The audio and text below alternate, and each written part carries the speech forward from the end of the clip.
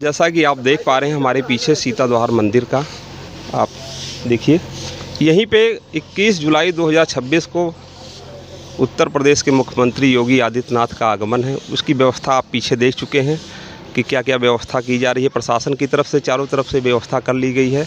सुरक्षा के चारों जो व्यवस्था आप देख पा रहे हैं, एक प्रहरी वहाँ पे ड्यूटी दे रहा है और पीछे यहाँ कुछ लोग ग्रामीण आए हैं, इनसे बात करेंगे।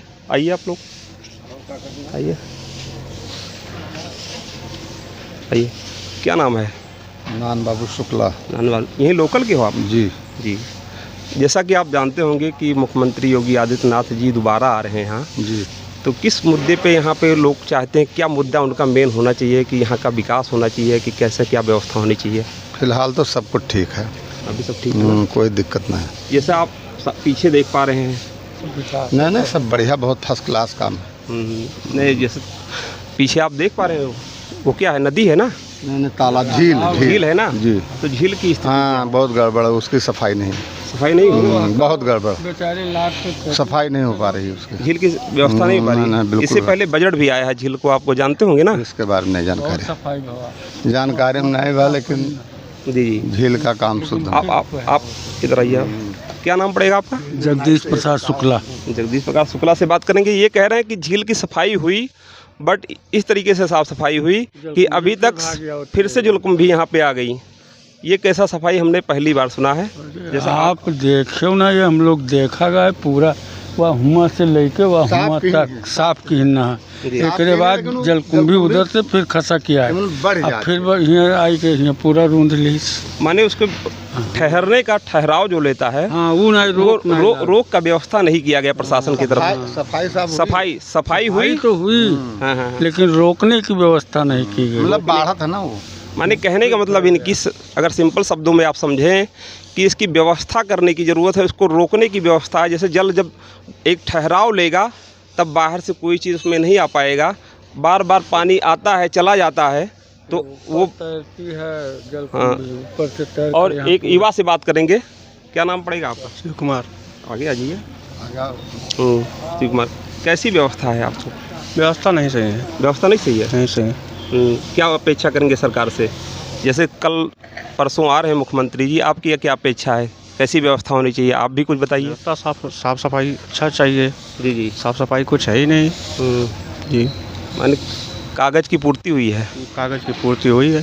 ठीक ठीक ठीक। इनका भी कहना है कहीं ना कहीं व्यवस्था अच्छे से होनी चाहिए। एक पर्यटक स्थल है, पर्यटक स्थल को और डेवलप करने की बात गवर्नमेंट बार बार अपने लोगों में करती है कि हमने ये किया, लेकिन हकीकत ज़मीनी हकीकत यहाँ पे कुछ दिखता नहीं है। सिर्फ आप क्या बता रहे हैं?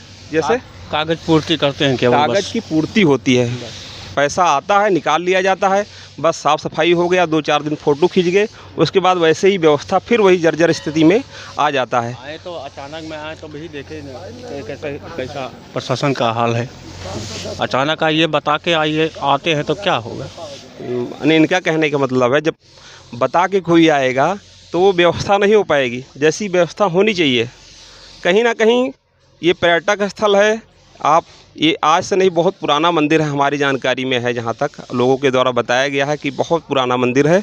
यहाँ की व्यवस्था बहुत अच्छी होनी चाहिए। ये झील का भी निर्माण अच्छे से होना चाहिए। जिस तरीके से बहुत सारे आप देखे होंगे पर्यटक स्थल में झील को उसका पुनरुद्धार किया गया है, वो भी करने की ज़रूरत है शासन प्रशासन से या स्वयं मुख्यमंत्री जी से। जी जी ये जी जी ये चीज़ सड़क पे पड़े रहते हैं। जी जी। और ये चीज़ जब आते हैं सफाई करने के लिए तब वीडियो दिखाते हैं, अंदर कर देते हैं इसको। यहाँ कोई गौशाला भी बना है क्या? गौशाला बगल में है।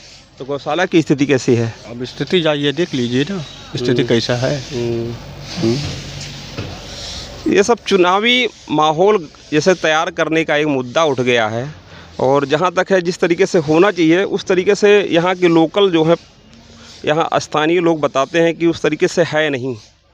हमारे साथ प्रधान जी हैं जो यहाँ लोकल, यही के हैं आप ना? जी जी। ये किस में लगता है? टणवा महंत के प्रधान जी हैं, इनसे जानेंगे क्या क्या व्यवस्था कर ली गई है। ठीक है। नमस्कार, मेरा नाम शिव कुमार राजभर है। मैं ग्राम पंचायत टणवा महंत का वर्तमान प्रधान हूँ। 21 तारीख को माननीय मुख्यमंत्री का यहाँ प्रोग्राम निर्धारित है। बारिश के कारण थोड़ा व्यवधान हो रहा है, लेकिन यहाँ पूरा प्रशासन लगा हुआ है। मिट्टी की पटाई हो रही है, ईटा अड्ढा रोड़ा राबी जहाँ पे गड्ढा है वो सब हो रहा है, साफ़ सफाई हो रहा है। इस तरह से हम लोग पूरा प्रयास कर रहे हैं कि यहाँ पर माननीय मुख्यमंत्री जी का प्रोग्राम सफल हो सके। माने भव्य से भव्य स्वागत किया जाए प्रशासन की तरफ से।